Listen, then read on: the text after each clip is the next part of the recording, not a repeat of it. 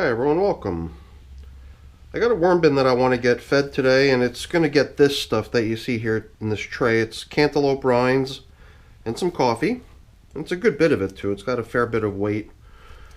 The bin that we want to check in on is over on the shelf here. It's now 102 days old. It's the European nightcrawler system that we've been doing this corner feeding pattern in. So every time we come in here, we feed in a different corner, and we've been doing it on 10-day intervals, and today's the 10-day interval. So we're going to get this thing up on the bench, see how it's doing, and give it its cantaloupe. So let's get to work. So the same way Hansel and Gretel left behind a trail of breadcrumbs in the hopes that they could find their way home out of the forest, following their breadcrumb trail. Boy, were they surprised when that didn't work out. We left ourselves a little breadcrumb trail too, in the form of this coffee filter showing us where we last fed. So this will kind of drive us back to the last place where we were in here with not a very exciting feeding, but it does look like it's caused some commotion with all these nice fresh castings and sort of a depression in the corner. It was potato peels. And then let's see, going back even further, we had put some cabbage in there. So 10 days ago, potato peels, 20 days ago, cabbage, 30 days ago now, it was the chestnuts, and that was a pretty popular item, and we still saw some leftovers of that. Going back even further now, though, it was cantaloupe rinds. That's what it was. And 40 days later, even 30 days later, 20 days later, I believe by the second or third check-in after we had fed cantaloupes into here last time, we saw no traces of them, and we can probably expect a similar outcome. So not much to see in there. We'll just have to dig a hole and drop in today's feeding. But like we usually do, we'll work our way back to that corner, counterclockwise, to the 10-day-old feeding, the now 20-day-old feeding of cabbage, as well as what dates back another 40 days prior or so to the feeding that came even prior, which is the leftovers of the avocados that are probably still in there. Oh yeah, and the one we're going to check here alongside the potato that we added 10 days ago, we would also find leftovers of something that's guaranteed to have leftovers for a while. It's a pumpkin stem. The pumpkin that we placed in here all those weeks ago is long gone, but the stem prevails, and it will for a little while, but it has been gradually softening and breaking down nicely, which is kind of cool. Look at that. These things are all just like paper-thin little shreds of the peel of the potato. The potato was frozen before it was put in here, and there was a good amount of it too. And the worms clearly like it. They're really enjoying it. I always feel kind of bad disrupting one of these feeding zones, because it does feel like the poor worms are now bugging out of the food that was put in there for them. But I think there's a good amount of it remaining here. A lot of this potato peel still has a good bit of potato on it too, I think. But the reason I'm digging is because I thought it'd be kind of interesting to see if we can check out how that how that stem of the pumpkin is holding up. I think what we ended up pulling out here was a coffee filter. It would have been placed in here as bedding to go with the nitrogen-rich kitchen scraps. Try to maintain a certain degree of balance in their diet. But let's let these little guys get back to this potato feast here. They do seem to be enjoying it. I assume it's the starchy, sugary part of the potato that they're really digging, because otherwise you would have to consider potato as a somewhat boring dish. This stem is really coming along nicely. The worms are all over the thing, and there are certain spots where you can see that they're actually burrowing into the material. So many times I feel like I'd like to just crack this thing open, and pretty soon I probably could. I mean, just as a demonstration, we usually do chip off a little piece of it, and also as sort of just a test to see how its integrity is holding up. So we did kind of gash in pretty big there. But it gave us a peek onto the insides, and we've also helped it a little bit by doing that.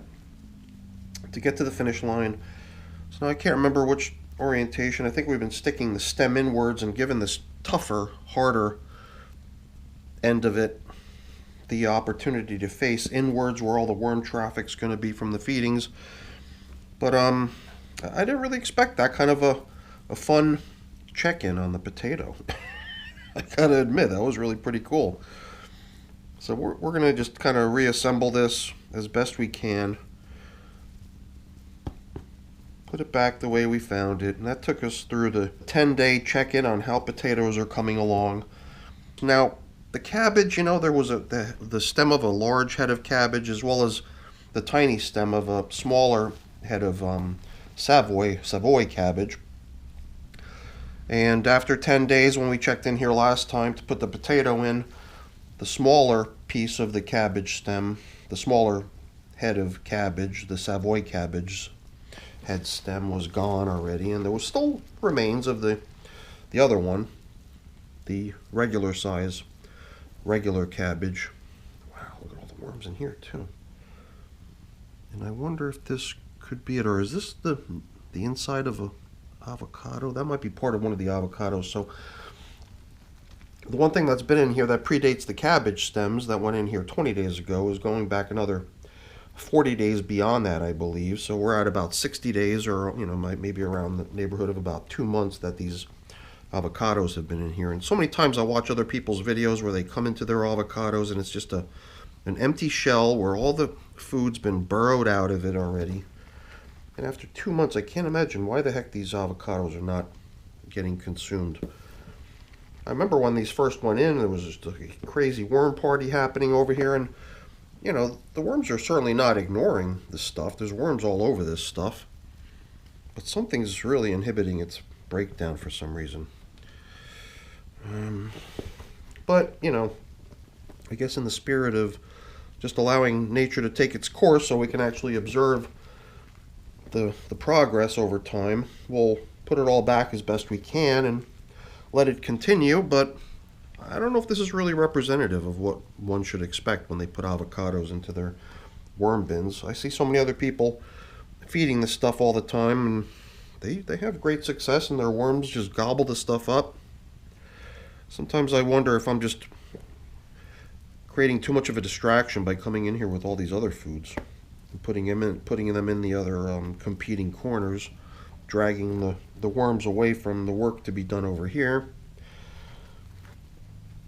But it didn't prevent us from putting the cabbage in, so if we have to come back in here in another, let's see, it'll be another 10, 20 days, another few weeks, we'll probably still find more avocado, and then we'll still go ahead and add more food anyway. So whatever, that's just an interesting thing, and certainly not what I was expecting in that corner from the avocado, but whatever, we'll see what happens. Alright, geez Louise. Let's see what's happening over here, where we last fed with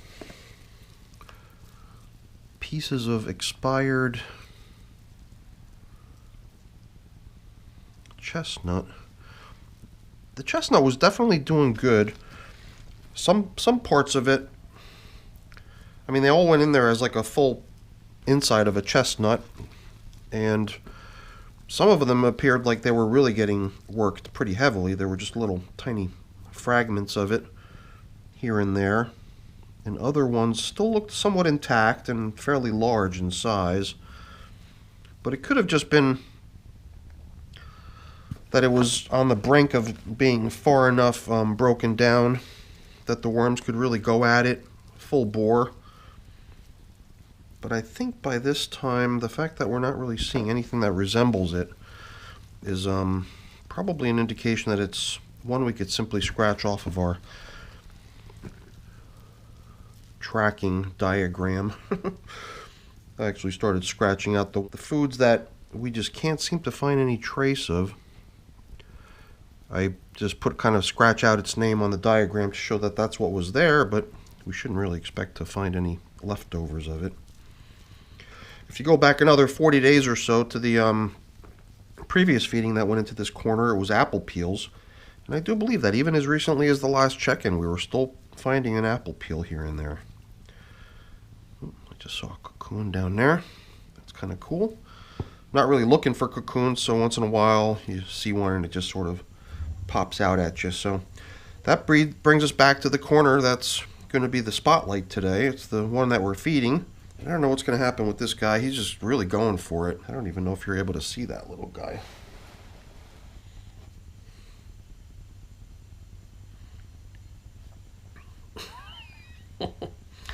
don't worry. I'll keep an eye on him. If it looks like he's going to jump ship, I'll make sure I get him back on board and put him back down where he's safe. So, all right, let's get this feeding done. I've got another fresh coffee filter that we could use to indicate where we last fed. So the one that's here, why don't we use this as bedding to accompany the food that we're putting in? If you look at the stuff we've got here, it's a fair bit of food. We're gonna have to open up a pretty good sized hole here to make it all fit. More cantaloupe into the same corner that had cantaloupe before. I don't know what that was. Maybe a piece of apple peel made its way over here, or whatever this is. Could it be scraps of paper, maybe? I'm not sure. So there are little leftovers or something in here, and I think we even noticed this last time, how there seemed to be like a huge predominance of leftover leaf stems over in this end of the bin. And I think it was just because, or at least we speculated it was probably because the feeding that this corner received last time got gobbled up so quickly, and the worms just headed off to do other jobs elsewhere, that they didn't stick around long enough to give all those leaf stems the attention they need to get thoroughly broken down. I don't think we saw anything like that in any of the other corners. So weird. There's certainly enough moisture down here, oddly enough, considering nothing's been added to this corner for so long. I guess the plastic coverings that we're using force that recirculation of the moisture throughout the bin and keep everything nice and comfortable pretty much everywhere in the bin. Top surface is damp, the edges of the bin are damp, everything's in good shape. I know we've created quite a large hole here. I keep looking back at that supply of food that we need to sink down into this hole, and I'm just wanting to make sure it all fits. Before we throw the food in, I want to tap into my dwindling supply of bedding over here. This stuff is a little bit dry. Usually I store it damp, and it's not dry, it's just drier than expected because, like I said, I store it damp, I put it away damp, but it's just not been refreshed in quite some time. I gotta make more. All right, let's actually begin. A little bit of this coffee. I like the way the coffee and the bedding combine nicely to mix in with one another. And we'll just scatter more of it on top of the melon. We got so much of this stuff. We can be pretty creative. And look at this thing. Look how thick this is. It's full of all the meaty material down inside. I was wondering if maybe we aim the yummy part of it that they want inwards. How does that sound? It'll force them to bypass that tough outer portion that they usually can't really make much of, at least not in the beginning. And they'll have to battle their way in through these three large round end pieces or whatever, however they ended up that size. And I guess the only gotcha I'm seeing here is the height of these things. It does seems like they're going to stick out if we do it this way. Let's tip them in a little bit more. But I want to add more bedding. Let's get this thing into action. I got a feeling it's not going to last, considering the way it's oriented up against this melon. I don't know, maybe we should not obscure the melon. I would hate to think that because of a piece of paper the worms didn't attack the food. So now I do have a little bit more of this. I think it'll mix well. So why don't we throw this in here, since I still want to put in some more coffee. Let's just drop in what remains. Try to combine things here a little bit, because we've still got a couple more smaller, less interesting chunks, stuff that we can't construct a barrier out of, I don't think. Or can we? Should we? I don't know. Whatever. It seems a little silly. We're going to come back in here next time. We're not going to remember any of this. So I think we've given them everything. And a pretty good portion of bedding as well to go with it. This too, look at this huge leaves, chunks of leaves. Just seems unusual to be finding such large pieces of bedding type materials over here. I guess maybe there is a benefit to foods that take a little longer to work down. It just maybe prolongs the worm presence in that area and gives the worms a chance to work down some of those tougher items. So I don't know, it's interesting. It does seem like we're almost dooming this corner to be littered with little sticks by putting yet another feeding of cantaloupe rinds in here instead of something that might have some staying power. But whatever, I guess it's an interesting learning lesson. It's something that I think we were already observing in the past, but I think it's becoming quite clear that it's not just I don't know, speculation. It does look pretty clear that that's what's happening here. I can't explain it any other way unless somebody knows what's going on. If I'm mistaken, I'd love to be corrected. Please let me know. So this fresh piece of paper over here in the corner is going to help us find our way back to the last feeding spot in case we were to come back in here next time and not know, but I don't think that that's going to be the problem. It's more tradition, I guess, to have a feeding zone indicator. Although in these systems where I do switch the location of the feeding from place to place, it is a little bit more meaningful than in others. So that's now, I guess, geez, did we keep track? Something like the 11th feeding, I guess, right? And once we get there, that's going to complete the third circuit around the system before we return to square one, corner one, to begin another lap. So yeah, 11 feedings, 12th one coming up next time in 10 days. So we'll see. I do think that, you know, the absence of chestnut leftovers and apple peel leftovers is going to make that into a very suitable corner for the next feeding.